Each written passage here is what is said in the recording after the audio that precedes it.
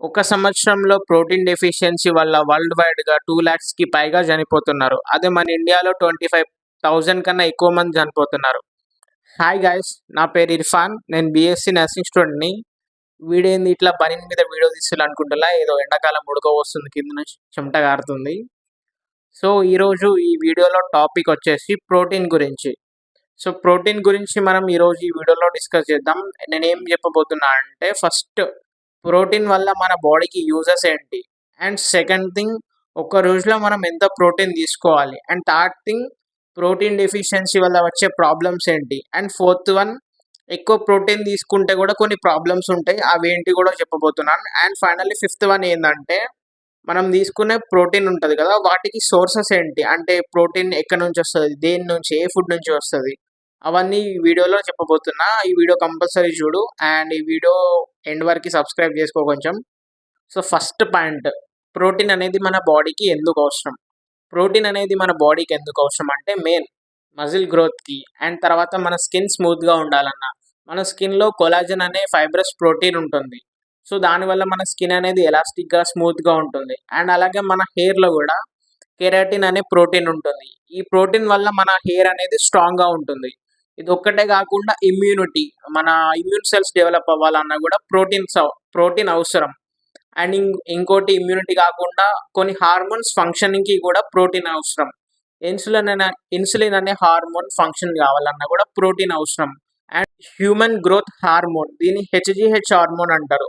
ఇది రిలీజ్ అవ్వాలన్నా, ఈ హార్మోన్ ఫంక్షనింగ్ చేయాలన్నా కూడా ప్రోటీన్ అనేది అవసరం. సెకండ్ పాయింట్, ఒక రోజులో ప్రోటీన్ మనం ఎంత తీసుకోవాలి?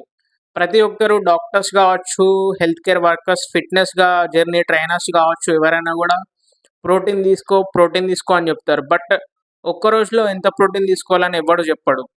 సో, ప్రోటీన్ ఒక రోజులో ఎంత తీసుకోవాలంటే 1 కేజీకి 1 గ్రామ్ ప్రోటీన్ తీసుకోవాలి. అంటే ఫర్ ఎగ్జాంపుల్ నా వెయిట్ 70 కేజీస్ ఉందనుకోండి. నేను 70 గ్రామ్స్ ఆఫ్ ప్రోటీన్ తీసుకోవాలి. థర్డ్ పాయింట్, ప్రోటీన్ డెఫిషియన్సీ వల్ల వచ్చే డిసీజెస్ ఏంటి ఆర్ ప్రాబ్లమ్స్ ఏంటి? ప్రోటీన్ డెఫిషియన్సీ వల్ల వచ్చే మెయిన్ డిసీజ్ ఏందంటే క్వాషియార్కర్. ఇదేదో పలకడానికి ఇబ్బంది ఉంది కదా! సో, ఈ డిసీజ్‌లో ఏమవుద్దంటే మజిల్ గ్రోత్ ఉండదు. స్కిన్ మొత్తం డ్రైగా అవుతుంది. అండ్ ఇంకా ఏమవుతదంటే డీహైడ్రేషన్ అయినట్టు స్కిన్ ముడతలు ముడతలు అవుతూ ఉంటది. సో, ఈ ప్రాబ్లమ్ ఉంటది క్వాషియార్కర్ డిసీజ్‌లో. అండ్ క్వాషియార్కర్ ఒక్కటే కాకుండా ప్రోటీన్ డెఫిషియన్సీ వల్ల వచ్చే ప్రాబ్లమ్స్ ఏందంటే హెయిర్ ఫాల్ ఉంటది. ఎందుకంటే ఇందాక ముందు చెప్పినట్టు హెయిర్‌లో కెరోటిన్ అనే ప్రోటీన్ ఉంటదని చెప్పా కదా!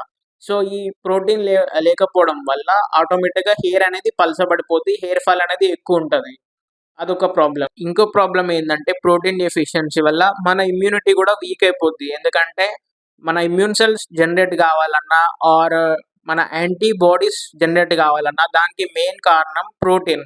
సో, ఈ ప్రోటీన్ అనేది తగ్గిపోతే మన బాడీలో ఇండైరెక్ట్‌గా ఇమ్యూనిటీ కూడా వీక్ అయిపోతది. ప్రోటీన్ డెఫిషియన్సీ ఉండడం వల్ల ఇండైరెక్ట్‌గా రక్తహీనత కూడా ఏర్పడతది. ఎందుకంటే మన రెడ్ బ్లడ్ సెల్స్ జనరేట్ కావాలంటే దానికి one of the reason protein. Fourth point, ఎక్కువ ప్రోటీన్ తీసుకుంటే ఏమవుద్ది? నార్మల్‌గా నువ్వు ప్రోటీన్ తీసుకుంటే ఏం ప్రాబ్లమ్ ఉండదు. బట్ తీసుకునే దానికన్నా ఎక్కువ డబుల్ అమౌంట్‌లో తీసుకుంటే కొన్ని ప్రాబ్లమ్స్ ఉంటాయి. నీకు అర్థమయ్యేటట్టు చెప్పాలంటే నీకొక డైలీ 50-60 గ్రామ్స్ ప్రోటీన్ అవసరం.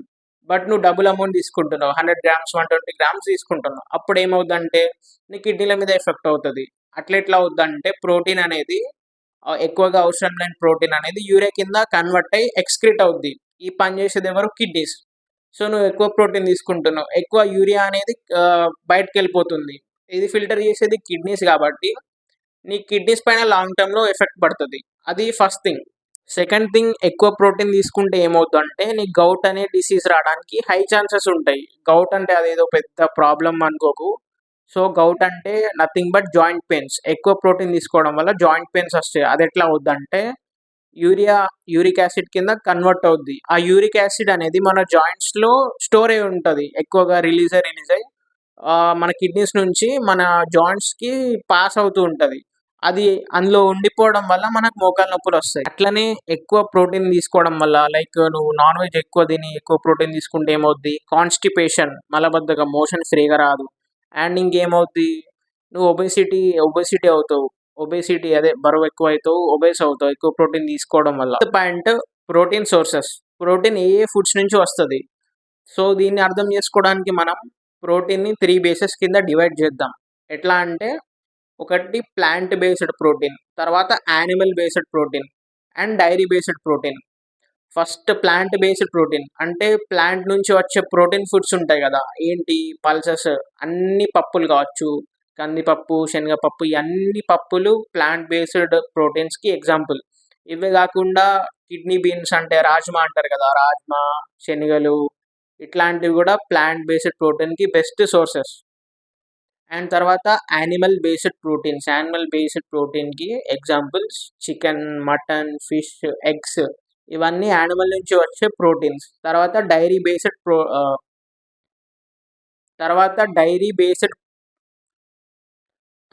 డైరీ బేస్డ్ ప్రోటీన్స్ అంటే dairy in the form of milk కావచ్చు, డైరీ ప్రొడక్ట్స్ నుంచి ప్రోటీన్ వస్తుంది కదా, ఏంది మిల్క్ కావచ్చు, యోగర్ట్ కావచ్చు, పన్నీర్, చీజ్, ఇంకా ఇట్లా చాలానే ఉంటాయి. సో ఇవన్నీ డైరీ బేస్డ్ ప్రోటీన్స్కి ఎగ్జాంపుల్.